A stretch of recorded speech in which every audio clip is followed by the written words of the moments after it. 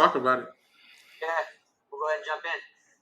And I think this will be fun. We're just kind of wing it a little bit. And if it's 15, 25 minutes, that's kind of the ideal. We don't need to, we don't need to go in and do a 40-page overview of this, just because it's really just to kind of give listeners some tools and put a plug in for some of the value that you add based on you see thousands of deals. So let's do it. I have found that a lot of times with just kind of an outline like this, I've done this a few times with some other buddies, and they've turned out to be really fun episodes and a lot of back and forth. We get a lot of good feedback on these here. That's excellent. Because, part of it is you just want to see how other people are looking at stuff. And you kind of want to see it a little bit live. It's not totally live here, but it's almost like, hey, this is our first pass. Like, this is kind of what we think is what we dive into. Okay, so I think we're good on the audio settings. Okay.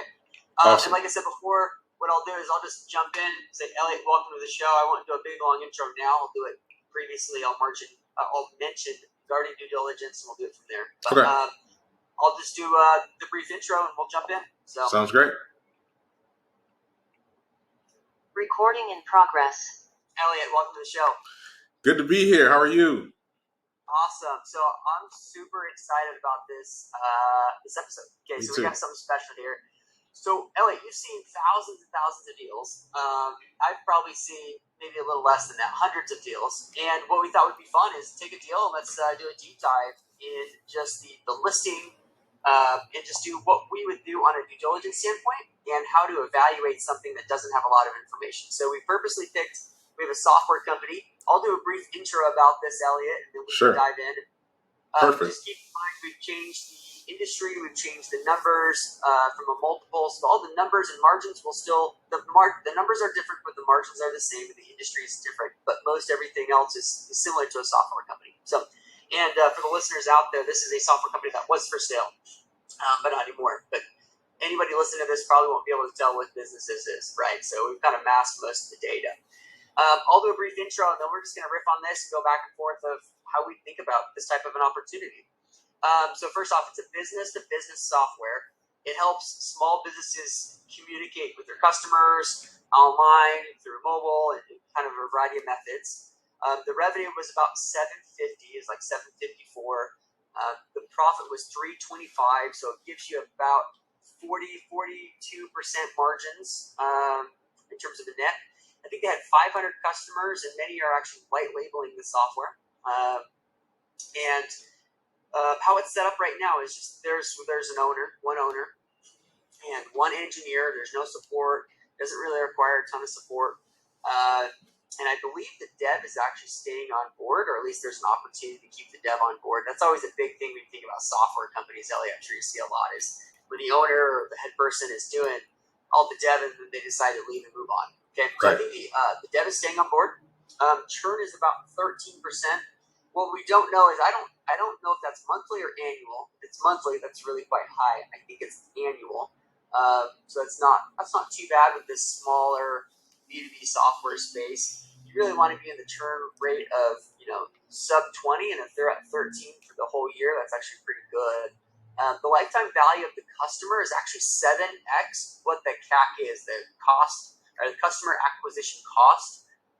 So to give you an example, if they spend $100 to acquire a customer, they get about $700 of revenue, which is really healthy. That's good. It means you can spend a lot of money to actually grow the business. And of course, as we get into the asking price, you're going to chuckle, Elliot, of course, it's a 3.6x on ARR. So that's annual recurring revenue. So this is actually a multiple on revenue, which is not uncommon for software companies, but it's also not necessarily the norm for smaller software companies to do based on revenue. All right. So puts it at about 2.6, 2.7 million. So Elliot, let's just dive in. What are your first initial thoughts when you see something like this? Well, I don't like revenue multiple businesses. Generally, I'm probably more of an old school guy. So my first thing is like, let me put that to the side for a second. Okay. However, I do like software. I do like B2B, and I like recurring revenue models. But as soon as I hear recurring, I know that the definition of that is different on lots of different businesses, and people want to call all revenue recurring and not all revenue that's called recurring is actually recurring. So I'm having some sort of trepidations there. What I like is that the dev is staying. For listeners right there, what would be your definition of what's recurring and what's not recurring? So recurring to me is revenue that comes in over 12 months from the same person consistently. If it's not under contract, it's at least what's contractual at the beginning.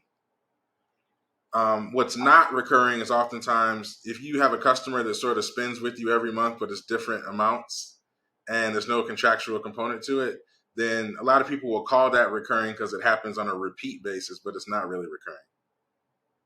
Yeah, so it's kind of like you got your set amount, and it's $200 a month, and you're billing them through Stripe every single month at $200 a month. And it could be month to month at the beginning, or maybe it was annual for the first 12 months, and then it went month to month. That's your recurring.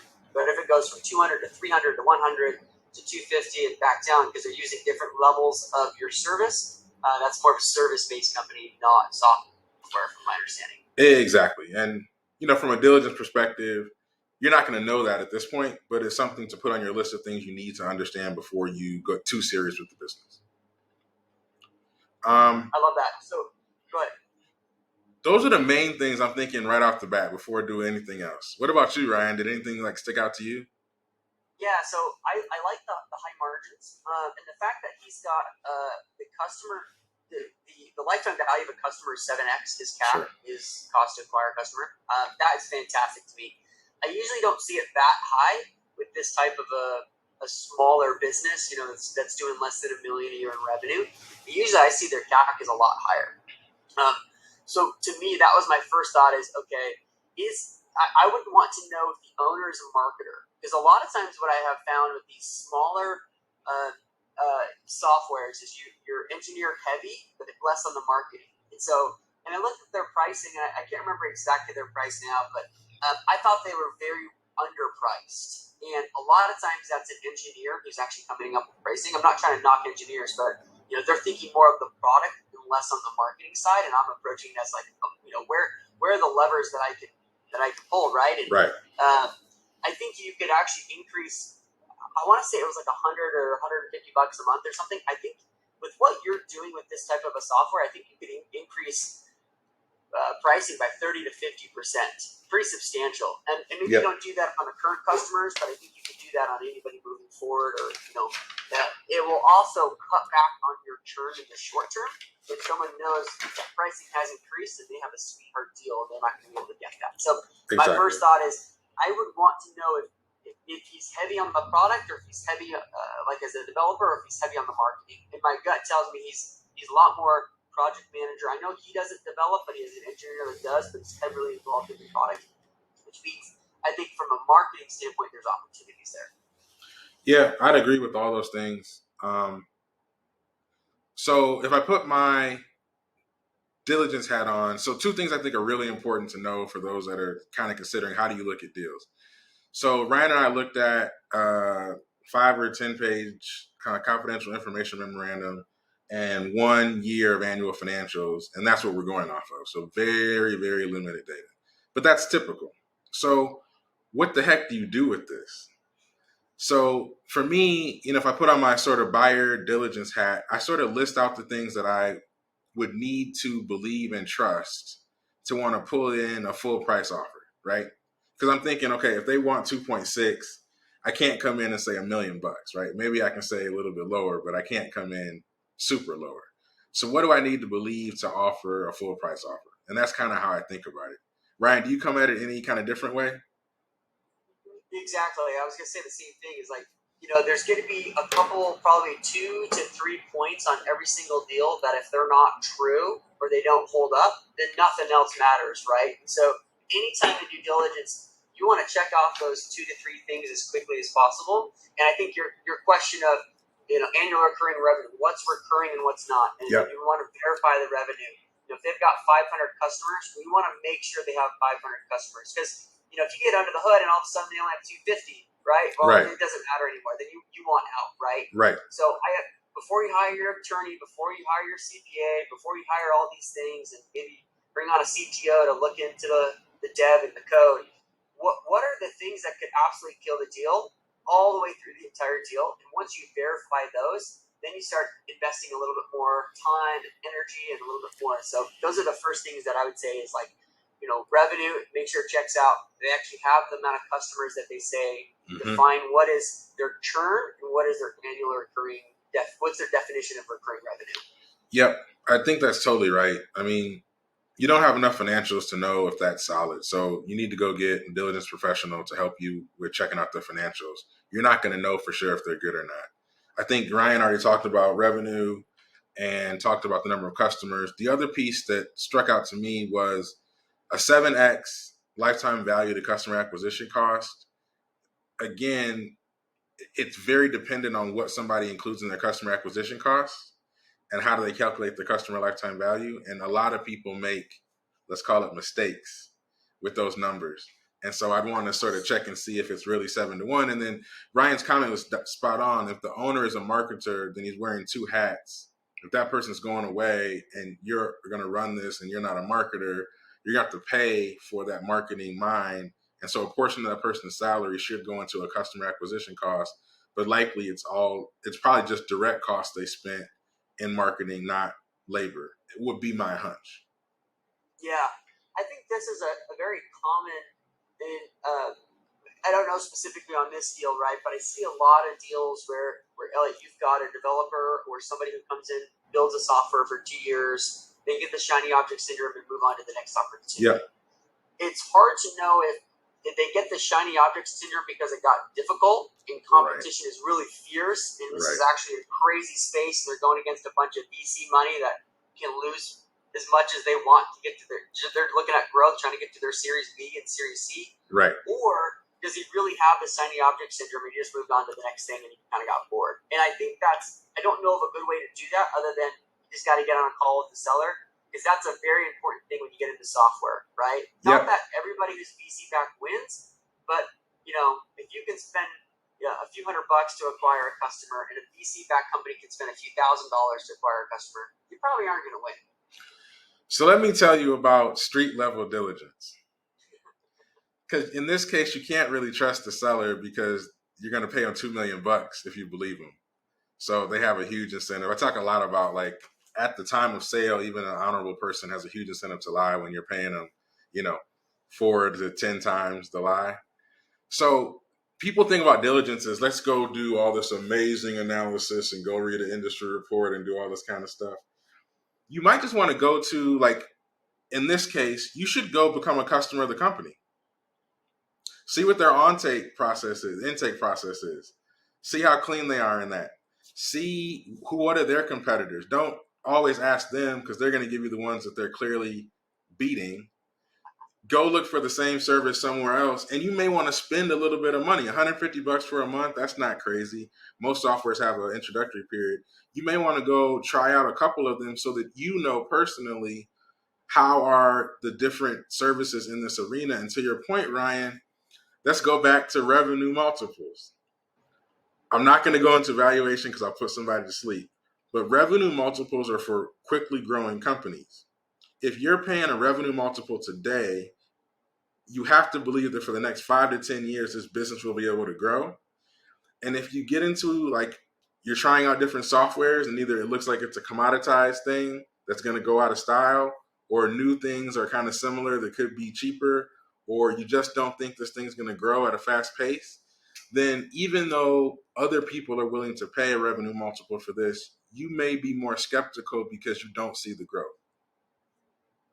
I would second that. I think most people, like in our shoes, if we're looking to acquire a company, we're not VC backed or a private equity firm where we can just, we're paying for not necessarily growth, but we're just paying for like how fast can this work, right? Like I need to make the numbers work and I need to show profit, right? With any deal that I do.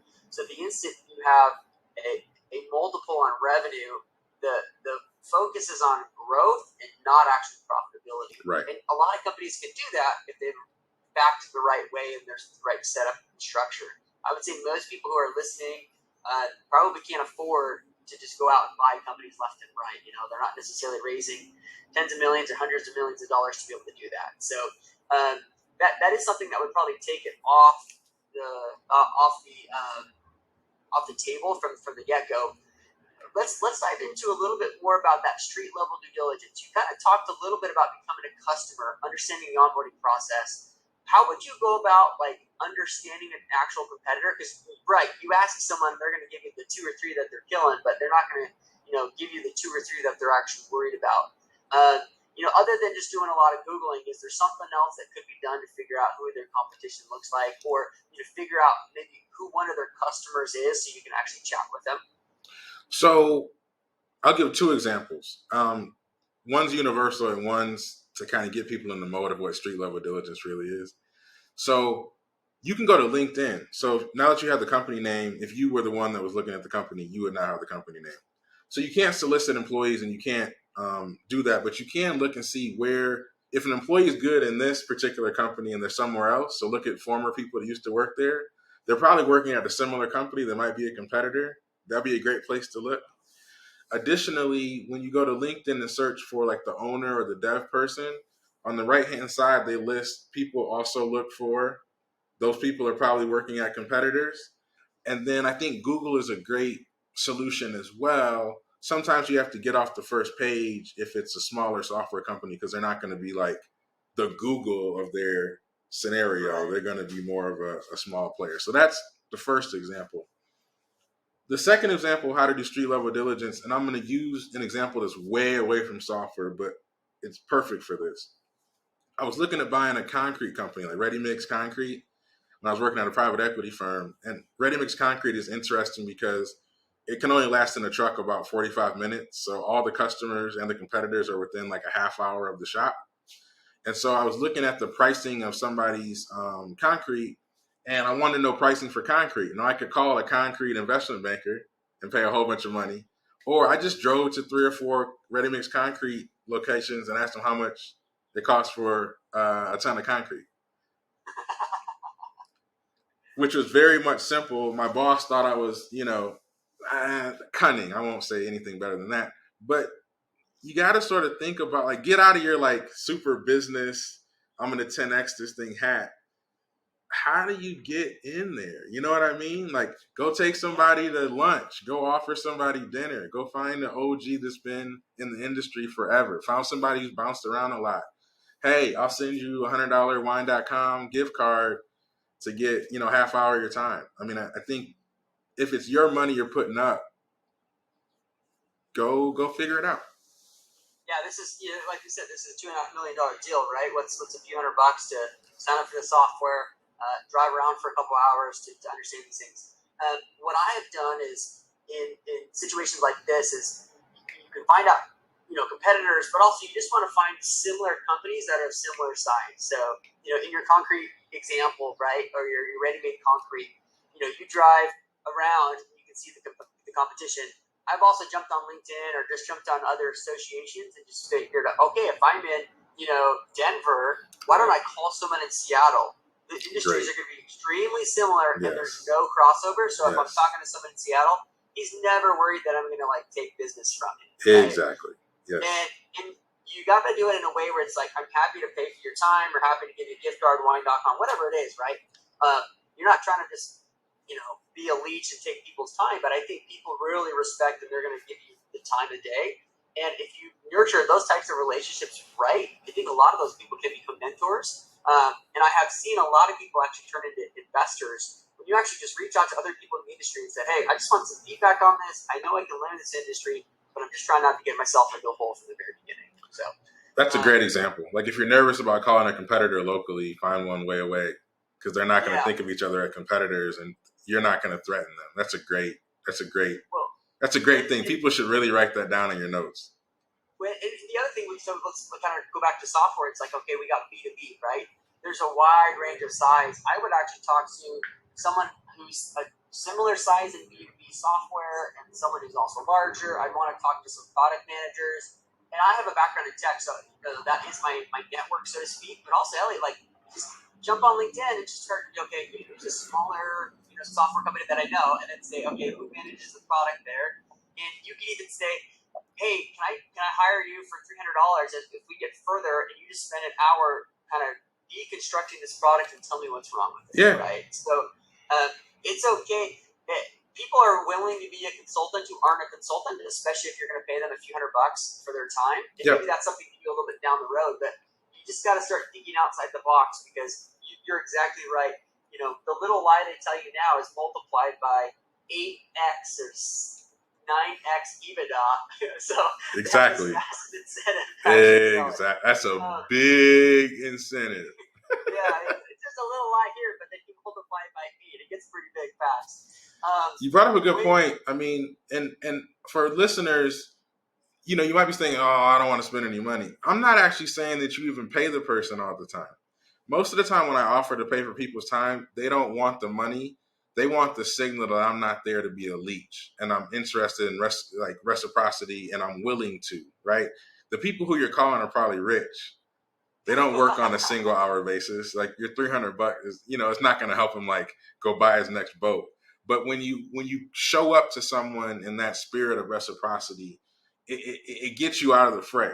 In fact, I don't know if you get a whole bunch of LinkedIn messages, but none of them are offering me any money for my time most days. So somebody who did would get my attention.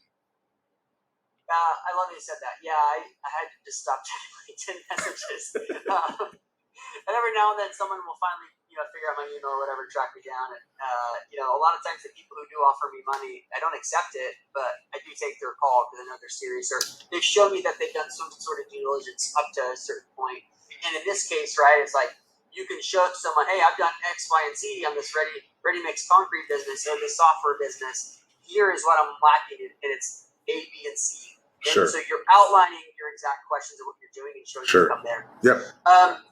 Elliot, so I bought a company before that had custom code. You've evaluated probably a lot of businesses. How would you go about, especially if you don't have a technical background, to evaluate this B2B software company on the code level? Sure. Everything's kind of checking out. You're going a little further down the path. You got to check out this code and understand the code tech. How would you go about that? Sure. So the cool thing about deals is there's like a sequential order to how you should do things. And depending on how like forward leading your technology is will depend on where this should be in your process. So there's always going to be financial diligence, or the numbers, right? There's always going to be some legal stuff if somebody's suing them or they subject to a lawsuit, yada, yada, yada. And technology companies is the code any good? But the code being good to me is secondary to are the numbers right? Because the numbers aren't right, I don't care if the code's any good. If the numbers are right, consistent, strong, and growing, I probably care a little bit less about the code, right? Because I'm actually buying the cash flow. So, longer preamble, but so you should get your financial stuff done first, because great code on a lying set of financials, not relevant. And then you should get an expert. Guardian Due Diligence, we do financial due diligence primarily, but we partner with folks to do the technology stuff. So if you come to us, we can kind of put you in contact with someone to do that. There's other people in the market that do technology diligence really well. The thing that you want to be sure, or the thing that a wise buyer would do, is also make sure you're biting off diligence that's right sized for your deal. So one of the things you got to think about is like, is the juice worth the squeeze? So if it's $50,000 to check the code, you got to find some creative ways to sort of get that like set up. If it's more reasonable in price, then you can go get an expert. And then what you want to do is make sure the person who you're getting comes highly referred and is reputable, because when you're getting diligence in an area you can't check, you're really exposed, right? Yeah, I love, is the juice worth the squeeze? Because you could spend endless amounts of money on due diligence, but that's, if you're buying a $50,000 company, right? I have a friend selling kind of a side project that he's been working on for a little bit, and I think the total price is like $110,000. Yep. And he was asking me, all these things about attorneys and this and that, and I was like, you're getting 50% now, 50% over the next 2 years. It's a pretty small deal. Like, you just got to figure out how much you want to spend on due diligence. You want to go spend, $3,000 or $4,000, or just use some off-the-shelf templates, right? We kind of walked through that, and I told him I've done cut corners. Would I recommend my mom to cut corners sometimes? Probably not. But I'm not his legal counsel, but I said you just got to figure out what's it to you, right?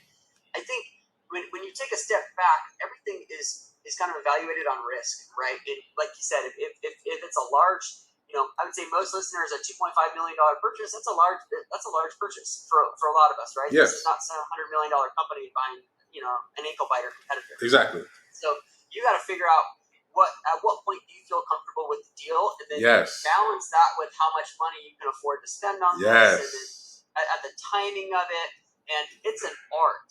Entrepreneurs are the best artists, man. They are so creative, and if this is like overwhelming to you, maybe this is like, hey, maybe don't go buy a company, because you've got to balance all these different things, and at the same time you're like, how do I have enough risk that I get? I've got all this upside, and I'm buying a great company, but I'm also like, I don't want too much risk, too much leverage that I'm not going to be able to sleep at night. Right. So there's an art to it. So you said a great set of things there.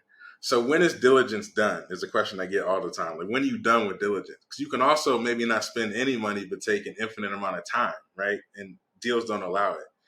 And so diligence is done when you're comfortable putting up 2.6 million, right? That's when it's done. And until you're ready to do that, it's not done. And so, sort of career investors sort of know that. And then your risk versus cost thing is funny too, because I get a lot of people who call me and say, hey, how do I do half a QOE, or how do I get half off, or something like that? And I'm like, so do you want like you want the bulletproof vest from like the Walmart clearance rack when you're going to war? Like, we're protecting $2.6 million of capital, and you want the Walmart? You want the guy in the corner selling it? So you don't want Marcus or the Walmart. Yeah. Exactly. Like, we're going to big lots here, so you don't want to go too low. But I would admit, going too high doesn't make sense either. I'd also admit that you don't always get value commensurate with cost. And then you said something else that I thought was cool about like the entrepreneurial mind in the deal process. So Ryan and I have both talked about processes that are, you can't write it on one sheet of paper and teach somebody, in 5 minutes. It's like, how do you evaluate how much to pay for diligence? Or like, how do you know when you're done? And I think what's cool about entrepreneurship too is when you're doing a deal, like any given day, some new piece of data can come to you that totally changes the most important thing for that day. And so entrepreneurs manage that stuff all the time too. I mean, it's a beautiful analysis, but it can be a lot of fun. Yeah, you're supposed to have fun throughout this process too, right? So, so a couple of things on this deal here as we go back to this B2B software. Sure. Where would you see, Elliot, you're looking at this deal, you see some of the ways of how they're acquiring customers. They don't have a sales team. When you're typically looking at a software company, what are some maybe low-hanging fruits that you see for just overall growth? Sure. So the first thing is is the juice worth the squeeze on a sales team. And then who do I know, or who can I find who can anchor that team sufficiently to get it started, because that's going to be kind of your all-star player. So, adding money to the sales team. But then the other thing is, most of these companies are selling digitally. Most people make pretty significant mistakes in their digital marketing and sales funnels. And so seeing if there's some opportunities to optimize that. One of the big ones is, are they not marketing into channels that have become popular in the past 5 years, but maybe somebody was asleep at the wheel? So that's something else. The other thing is, are they going to market in all the ways that would make sense? So this company did some white labeling, which is great, but like, are they only regionally focused and you could take them national? Are they only U.S. focused and they could be multinational? And are they only in, B2B health related businesses? And they really should expand to pharmaceuticals and some other things. So those are some of the main things that I think about generally right at the beginning. Yeah, I would second a lot of those things. And first off, you tell there was a little bit of digital marketing, but you don't know if it's dialed in, right? So similar to how we'd evaluate other parts of the business that we don't know, you want to get someone that is a good digital marketer. When I've done deals before, I've hired people that I know are really good at PPC, or really good at Facebook marketing, or SEO, to give me a quick analysis. And I say hired, it might be $50, right? Because you're really just looking for 20, 30 minutes of your time. Maybe it's a lot more, right? And a lot of times I've actually used, like in this digital marketing example, if I'm testing it, what I've done is gotten 2 or 3 reports from 2 to 3 different agencies, got one report from 2 to 3 different agencies. And I have basically told them, like, look, I'm happy to pay you whatever your report is, but based on the reports that you give me and like the thoroughness and your ability to teach me what I need to know, I'm going to hire you after I buy this company. There we go. And I have found it's almost the best form of an interview. And 100% of the people that we hired on my last acquisition in terms of agencies and freelancers came through on this almost like interview slash due diligence stage too. That's smart. And it just allowed us to kind of have like real world working experience with an agency before you sign up. Because let's be honest, everyone's been burned by an agency, right? And not all agencies are bad, but there's bad apples in the batch that, of course, can taint everything. Well, so. Yeah, and the reality is, my experience is that people are typically good at one or two things, but market 10. Everybody wants to be full service, and not everybody's good at like the whole litany of things that are under the digital marketing umbrella. And so it's up to you as the buyer of services even to be diligent about how do you bring people on. And then you talked about risk sharing earlier, just as we're talking about growth. When you bring on growth partners in any capacity, you should think about how much risk they're taking on around being successful in whatever contract they have. Because if they have no risk and you're just paying them and there's no upside if they do better and no downside if they do worse, you're putting yourself in a precarious situation. Yeah, absolutely. Sometimes you're seeking advice from someone who doesn't have any downside, right? Or they only care about, are you going to pay your bills? And they say no, then you don't hire them or something like that. So you just have to be careful with that. I would say a couple of areas of growth that jumped out to me was first, I would actually really think about the price. I just felt like it was underpriced. Yeah. So that would be something. I know we kind of talked about that earlier. And then I spent years in enterprise software sales. I think an underutilized opportunity for growth is actually partnerships or like internet marketers call it affiliates. The professional term is partnerships on the software side, whatever you want to call it, right? Yeah. But basically what you do is you want to find people who are already selling to your end customers that don't compete with you. And how do you create a partnership so that it's win-win, where you pass them business or percentage of revenue and they make introductions for you? Right. Because you can go out and hire a sales team, like you said, but is the juice worth the squeeze? Probably not, right? Most times it's not. Right. So what are some other quick ways? And a simple example is I have a workout PDF or a workout course or whatever. I work out something, a service that I want to sell to people, who are looking for like a workout thing. Yeah. I'm going to go find someone who's already selling to them, right? Yes. And I'm going to go find some dietitian who meets up with me perfectly, and they've got a list of 500,000 people. Yep. And I say, hey, great, let's partner. Send this to your list, and I'm going to hook you up, and I'm going to pay you 40%, whatever the number is. Right. And so that would actually be my form of, how could you throw fuel on this fire? And if things do really check out, is I would really want to dive into who could be the right partnerships. Yes. And I have actually, you have to balance this a little bit too, Elliot, is I've actually reached out to potential partners and told them, I'm thinking about getting into the industry. I'm thinking about, being in this space, and I'm not in it yet. What makes you want to work with other partners, right? And so I've actually created the partners before I've actually finished acquiring the company. Because if I can't convince them to work with me before, I'm not going to be able to convince them to work with me after. So, and I have felt like, say for example, you're like, okay, I know this partner is already on board and this one I'm already talking to. You might actually be able to change the financial projections of the business because you've got the right partners lined up. And what better place to do that in software where really to add a new customer on, it's just a few pennies, right? The code is already written, right? So you have a lot of flexibility there. We've got just a couple minutes left, Elliot. Anything else you'd add to this deal or due diligence or anything to dive into here? Yeah, and I'll say this quickly, and reach out to me if you want to get a fuller. The stuff you find in diligence, whether it's financial, technical, legal, are things you should do to their lessons or sort of projects you should do post-close to help grow the company. So issue and diligence is opportunity for growth. And so you should be connecting diligence with your growth plan. And like Ryan said, if you're able to get your growth plan started during diligence, actually using some of your growth plan interviews of like agencies, for instance, to actually pre-qualify the company, then you're even better suited to maximize ROI post-close. So from a data perspective, that's it. And then, I'm at guardianduediligence.com, and you can find all my contact information there. We focus on financial due diligence, and so if that's something that you need, I think we have a unique lens, being deal guys that manage CPAs and a bit better suited for certain deals than a typical CPA firm. Elliot, thanks so much. I was just going to ask where people find you. GuardianDueDiligence.com. We'll link to that there in the show notes. And thanks for giving us your time. I've enjoyed this, Ryan. Thanks for having me. Thanks.